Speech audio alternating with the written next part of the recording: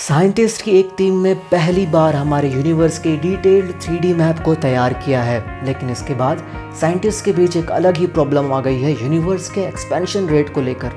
अब उन्होंने ये 3D मैप को कैसे तैयार किया, हमको इससे क्या कुछ नया जानने को मिला और साथ ही आखिर ऐसे कौन से नए कन्फ्यूजन जनरेट हो गए हैं, ये सब हम देखेंगे आज के इस वीडियो में। तो देर किस बात की है, चलिए देखते हैं। मेरा नाम है दीपांशु वर्मा और आप देख रहे हैं द ट्रेंडिंग टेक।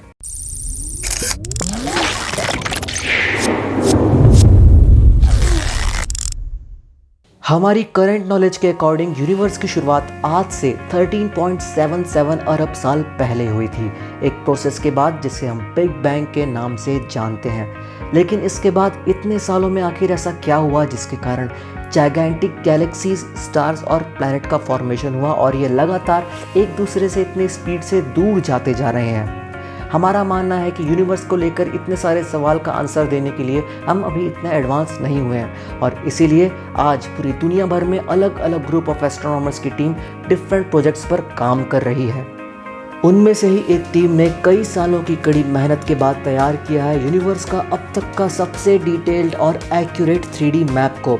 इस प्रोजेक्ट का नाम है स्लोआन डिजिटल स्काई सर्वे, जिसके अंडर एस्ट्रोनॉमर्स यूनिवर्स के एक्सपेंशन रेट को एक्यूरेट वे में कैलकुलेट करने की कोशिश कर रहे हैं, जो कि शायद हेल्प करेगी हमें कई सारी चीज़ों को समझने में।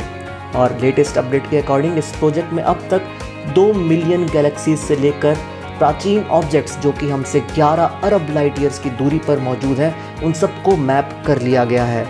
इस प्रोजेक्ट के लीड रिसर्चर कायल डॉर्सन, जो कि यूनिवर्सिटी ऑफ उटा में एक कॉस्मोलॉजिस्ट है, उनका कहना है कि हमें यूनिवर्स की एंशिएंट हिस्ट्री और रीसेंट एक्सपेंशन हिस्ट्री, ये दोनों ही चीज़ों के बारे में अच्छे से मालूम है। लेकिन इसके बीच जो 11 अरब साल का एक गैप आता है, उसमें ऐसा क्या हुआ था कि यूनिवर्स में एक चीज़ों के एक्सपेंशन होने का रेट बहुत ही ज़्यादा बढ़ गया था, ये हमें आज भी नहीं मालूम। असल में ये गैप क्रिएट हुआ था बिग बैंग होने के कुछ अरबों सालों के बाद। वैसे साइंटिस्ट को इस गैप के पहले हो रहे यूनिवर्स के एक्सपेंशन रेट के बारे में काफ़ी अच्छी तरह से पता है, क्योंकि हमने उसकी स्टडी ऑलरेडी प्लैंक सैटेलाइट के थ्रू कर रखी है, जिसमें प्लैंक सैटेलाइट ने कॉस्मिक माइक्रोवेव बैकग्राउंड को देखा। CMB या कॉस्मिक माइक्रोवेव बैकग्राउंड वो रेडिएशन होता है जो बिग बैंग के तुरंत बाद एग्जिस्टेंस में आया था, जिसे साइंटिस्ट अब भी अपने पावरफुल टेलीस्कोप से डिटेक्ट कर सकते हैं। और रिसेंट एक्सपेंशन रेट को कैलकुलेट करने के लिए हम देखते हैं हमारी धरती के आसपास मौजूद गैलेक्सीज की तरफ कि वो आखिर कितने रफ्तार से हमसे दूर जा रहे हैं। लेकिन इन दोनों के बीच जो गैप मौजूद है, उस पर एक्सपेंशन रेट के लिए काफ़ी कम स्टडी की गई है, क्योंकि हमसे कुछ मिलियन लाइट ईयर्स की दूरी पर मौजूद गैलेक्सीज से आने वाली लाइट बहुत ही ज़्यादा फेंट होती है। और इसी चीज़ की स्टडी करने के लिए दुनिया भर में 100 साइंटिस्ट ने मिलकर दूर के गैलेक्सी के साथ साथ कुछ सबसे ज़्यादा चमकने वाले ऑब्जेक्ट्स जैसे कि क्वासार्स को भी देखा। क्वासार्स के बारे में बताऊं तो ये बेसिकली ब्लैक होल्स से जनरेट होते हैं। इसके बारे में डिटेल में मैं आपको आने वाले वीडियो में बताऊंगा।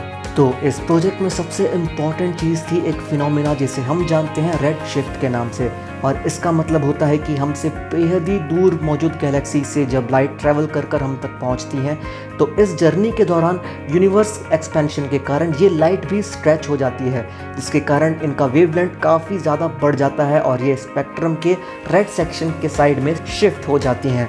यही रीज़न है कि जो चीज़ें हमसे ज़्यादा दूर होती हैं वो उतनी ही ज़्यादा रेड नज़र आती हैं, जबकि वो चीज़ें जो धरती से काफ़ी करीब होती हैं वो ब्लू नज़र आती हैं। और इस स्टडी के बाद पता चला कि आज से 6 अरब साल पहले यूनिवर्स काफ़ी तेज़ी से बढ़ने लगा था, और इसके पीछे का रीज़न मानते हैं साइंटिस्ट कि ये हो सकती है एक मिस्टीरियस फोर्स जिसे हम जानते हैं डार्क एनर्जी के नाम से। वैसे डार्क एनर्जी एक ऐसी चीज़ है जिसके बारे में किसी को नहीं मालूम कि ये आखिर कहाँ से आई और ये आखिर है क्या। अगर आपको डार्क एनर्जी और डार्क मैटर के बारे में और डिटेल में जानना है तो मैंने इस पर पहले ही एक वीडियो बना रखी है और जिसका लिंक मैं आपको डिस्क्रिप्शन में दे रहा हूँ। खैर, इस तरह के सर्वे से साइंटिस्ट को डार्क एनर्जी की प्रॉपर्टीज़ को समझने में काफ़ी ज़्यादा हेल्प मिलने वाली है, और ऐसा होप करना चाहिए हमें कि हम जल्द ही इन सारी गुत्थियों को सुलझा लेंगे। आज के लिए इतना ही। अगर आपको कोई भी डाउट है या अगर आप चाहते हैं कि हम किसी स्पेशल टॉपिक पर वीडियो बनाकर लेकर आ रहे हैं आपके लिए, तो हमें कमेंट सेक्शन में ज़रूर बताएं। लेकिन जाने से पहले सब्सक्राइब करना ना भूलें और बेल बटन को प्रेस करें, जिससे आपको हमारे नए वीडियोस की नोटिफिकेशन मिलती रहे। अगर आप चाहें तो हमें फेसबुक और इंस्टाग्राम पर भी फॉलो कर सकते हैं। See you guys in next video.